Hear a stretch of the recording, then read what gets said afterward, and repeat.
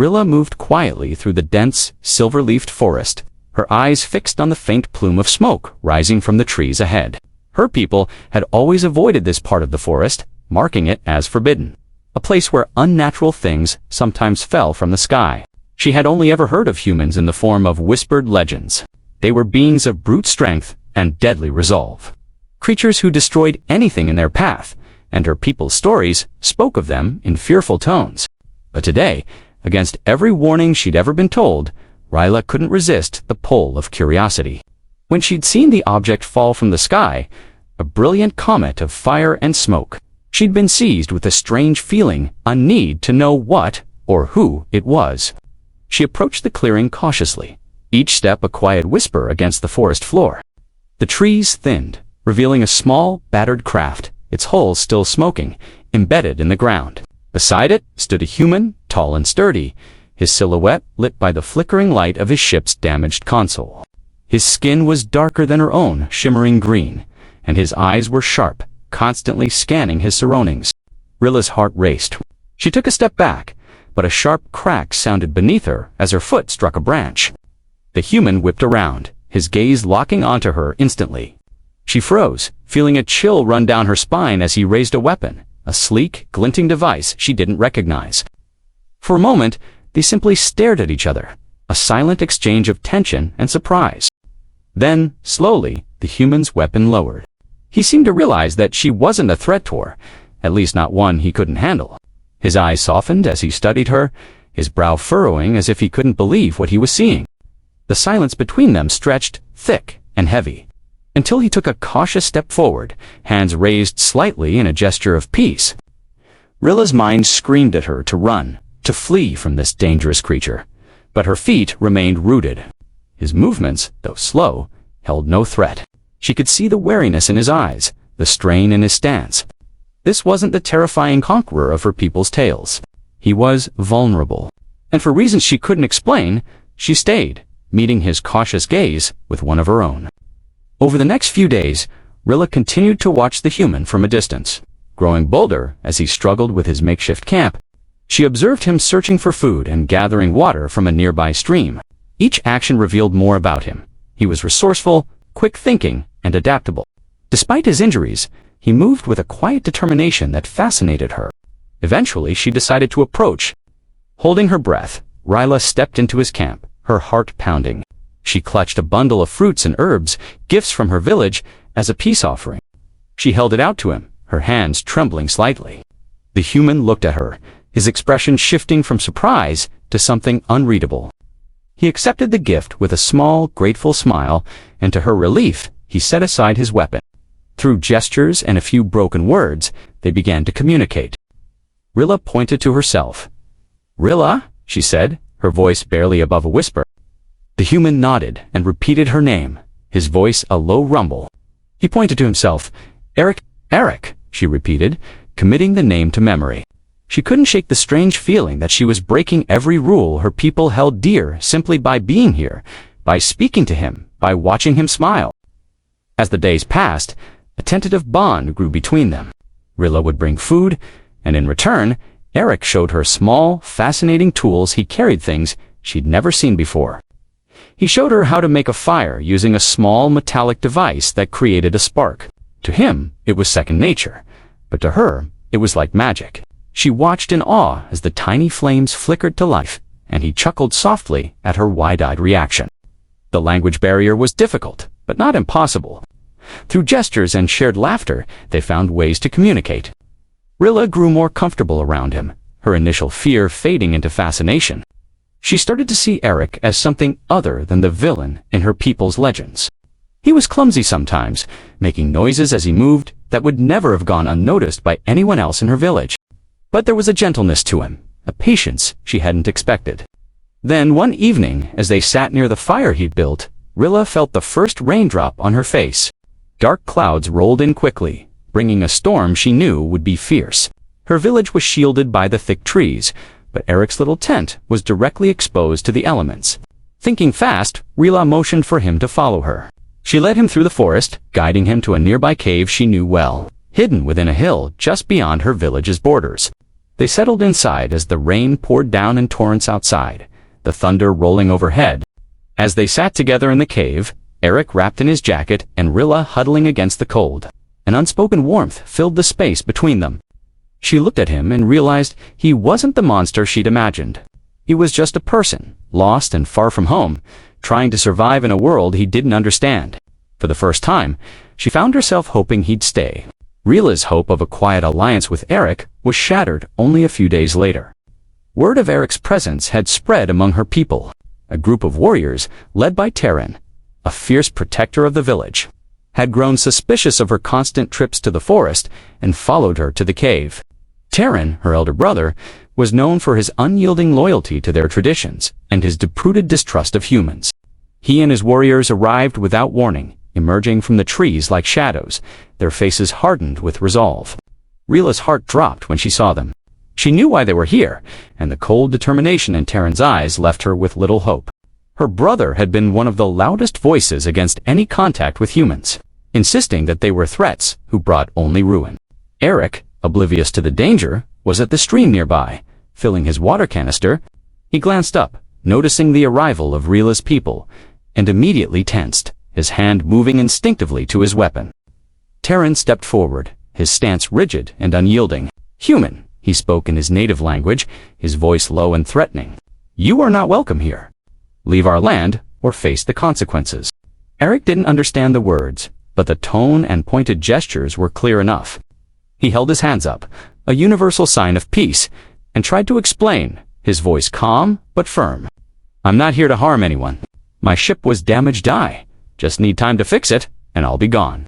But Terran's mistrust ran too deep, and his patience was thin. He advanced, raising a sleek metallic staff charged with energy. Rilla stepped between them, arms outstretched, her voice pleading. "Stop, Terran. He's not dangerous. He's helped me, and he hasn't done anything to harm us. Just let him go in peace." But Terran's gaze hardened, his anger seething. "He's deceived you, Rilla. They're all the same selfish, violent creatures. I won't let him endanger our home." Ignoring her pleas, Terran moved forward, aiming his weapon at Eric. In a split-second decision, Eric ducked, narrowly avoiding the blast. The energy shot seared past him, grazing his arm, and he gritted his teeth in pain. Rilla gasped, horror filling her as she saw Eric's wound. Seeing her distress, Terran hesitated only for a moment, but it was enough. Eric, wounded and cornered, defended himself, moving with an agility that took Terran and his warriors by surprise. He didn't attack with lethal intent. Instead, he disarmed them with precision, his movements swift but controlled. Rilla watched in shock as Eric outmaneuvered her people, evading strikes and redirecting their attacks with skill. It was clear he was trained, but he was holding back, unwilling to inflict lasting harm. Eventually, Terran stumbled, his weapon slipping from his grasp as he fell. Eric stood over him, panting a silent warning in his eyes. "Enough!" Rilla cried, rushing between them. She knelt beside Terran, her eyes fierce with determination as she faced her brother and the warriors. "He didn't come here to hurt us. You attacked him, and he defended himself. Can't you see? He's not like the stories." The warriors hesitated, seeing the truth in her words and the restraint in Eric's actions. Slowly, they lowered their weapons, casting wary glances at the human. Terran's expression was a mixture of anger and confusion, but he finally relented, nodding at his warriors to stand down. Rilla reached out to help Eric, who was clutching his injured arm. Her touch was gentle, and he managed a weak smile despite the pain. The two of them shared a look of silent understanding, born from their shared struggle. Back at the hidden grove where they had first made their tentative alliance, Rilla tended to Eric's wound with careful hands. She applied herbs and poultices she'd learned from her village healers, her fingers moving gently but efficiently. Eric winced, but held still, his eyes following her movements, gratitude and curiosity mingling in his gaze. As she worked, Rilla finally opened up, her voice soft but steady. "My people, we've always feared humans. We were taught that you're dangerous, violent. Stories were told to keep us from ever crossing paths with you. The legends say humans destroy everything they touch." Eric listened intently, his expression somber. He didn't interrupt, allowing her to share the burden of those beliefs without judgment. When she finished, he looked at her, his voice gentle. I'm sorry my kind has caused so much fear. Humans. We're not perfect. We've done terrible things, yes, but we're also capable of kindness, love, and loyalty. She met his gaze, searching his face as if she could find the answers to her doubts there. But why would you risk yourself to protect me? You could have left, fought back harder, but you didn't. Why? Eric sighed, glancing up at the trees, their leaves shimmering in the soft glow of evening. I've seen enough conflict in my life. I've fought my share of battles, and I didn't want this to become another one. I guess I didn't want to hurt you, or your people. Her heart softened as she realized he truly meant it. All her life, she'd believed humans were monsters, and yet here was one willing to risk his life to protect hers. Encouraged by his openness, Eric continued, "Not all humans are the way you've been taught to believe. Yes, we have war and greed, but we also have art, music, family, and friends. I'd like to think that maybe, just maybe, we can learn from each other." Rilla looked away, the words stirring something deep within her. The world she'd known, the beliefs she'd held her entire life, were unraveling, replaced by a new truth she wasn't sure she could fully grasp. "What will you do when you return?" she asked hesitantly. He took a breath, his eyes serious. "I'll tell my people about you, about this world and the kindness you showed me. I'll make them understand that you're not enemies, that we're not so different." They sat together in silence, the unspoken promise lingering between them. She could see that he meant every word, and for the first time, she dared to imagine a future where their worlds could coexist. The idea was both terrifying and exhilarating. In that quiet moment, under the stars, Rilla felt the walls around her heart begin to crumble. She had spent her life fearing humans, but now, sitting beside one who was as gentle as he was strong, she felt a flicker of hope, a spark of something new. Eric looked at her with a soft, hopeful smile, and Rilla found herself smiling back, no longer seeing him as an enemy, but as an ally, a friend, maybe even something more. The next morning, Rilla and Eric were summoned to the village's central council. Word of the encounter had spread quickly, and the elders, reserved figures who carried the weight of their people's history and culture, wished to speak with Eric directly. Though nervous, Rilla knew this was an important moment. She could only hope that her people would see Eric as she had come to see him, beyond the stories and the fears. They entered the council hall together, a grand structure woven from the silvery branches of the ancient trees that surrounded the village. The elders sat in a half-circle, their expressions guarded but curious as they took in the sight of the humans standing beside Rilla.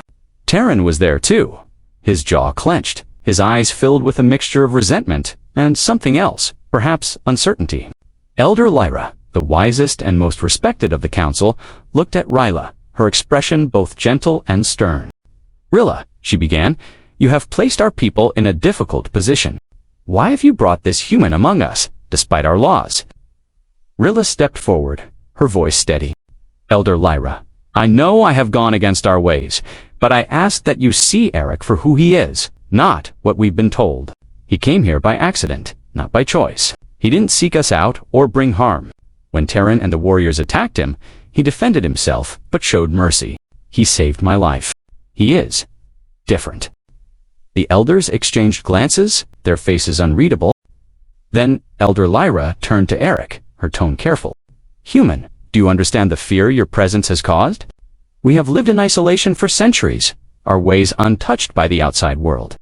What assurance do we have that your people will not invade our home if they learn of us?" Eric nodded, his voice calm as he spoke, carefully choosing his words. "I understand your fears. Humans have a history of conflict, of misunderstanding, and even destruction. But we also have the capacity to learn, to grow. I came here by accident, yes, but meeting Rilla has shown me that there's more to this galaxy than I knew. I want to honor that by ensuring your people's safety." He paused, glancing at Rilla, then continued. "I will tell my people that this planet is inhabited by a culture worthy of respect and protection. I'll do everything in my power to keep others from interfering with your world. And I'll carry the story of your kindness and wisdom with me." There was a long silence as the council absorbed his words. Elder Lyra watched him, her sharp gaze searching his face for any sign of deception. After what felt like an eternity, she spoke, her voice soft but resolute. "Eric, you speak with conviction, and you have earned the trust of one of our own." She nodded at Rilla. "We will grant you time to repair your vessel, and will allow you to leave in peace. But understand this, should any harm come to our people because of your visit, we will protect ourselves by any means necessary." Eric bowed his head respectfully. "Thank you. I promise that I will honor your trust." With the council's decision made, Rilla felt a wave of relief wash over her. She knew the elders had taken a huge risk by allowing Eric to stay, and she was grateful beyond words. Over the next few days, Rilla and Eric spent every moment together. She introduced him to parts of her world, showing him the vibrant flora and the creatures that inhabited her forests. In return, he shared stories of Earth, the mountains, the oceans, and the stars that her people had only seen from afar. They laughed together, learned together, and grew closer with each passing hour. As Eric worked on repairing his ship, Rilla found herself torn between excitement for his future and the sorrow of his impending departure. She knew his place was out there, among the stars, and hers was here, with her people. Yet, she couldn't ignore the ache in her heart at the thought of saying goodbye. Finally, the day arrived when Eric's ship was ready. They stood together on the edge of the forest, the sun casting a warm glow over them as they faced each other. "This is it," Eric said, his voice quiet. "Thank you, Rilla, for everything." Rilla swallowed, trying to keep her emotions in check. "No, thank you, Eric. You showed me that my world doesn't have to be defined by fear. I'll never forget what you've done for me, for us." They shared a silent moment, a depth of feeling passing between them that needed no words. Then, without thinking, Rilla reached out and took his hand. The gesture surprised them both, but neither pulled away. They held on, each memorizing the feel of the other's touch, the warmth that they knew would soon be a memory. As he boarded his ship, Rilla felt a mix of pride and sadness. She watched as he took his place at the controls, giving her one last, lingering look. With a small, bittersweet smile, he mouthed, "Goodbye." The ship rose into the sky, disappearing into the horizon. Rilla stood there long after he'd gone, feeling both empty and full at once. She knew she would carry his memory with her forever, a reminder that even in the vastness of the universe, connections could be forged against all odds. In the days that followed, life returned to normal in Rilla's village. But she was forever changed, and though she couldn't know it, far out in the stars. Eric carried her story with him, telling others of the alien girl who had shown him a world of beauty, trust, and hope.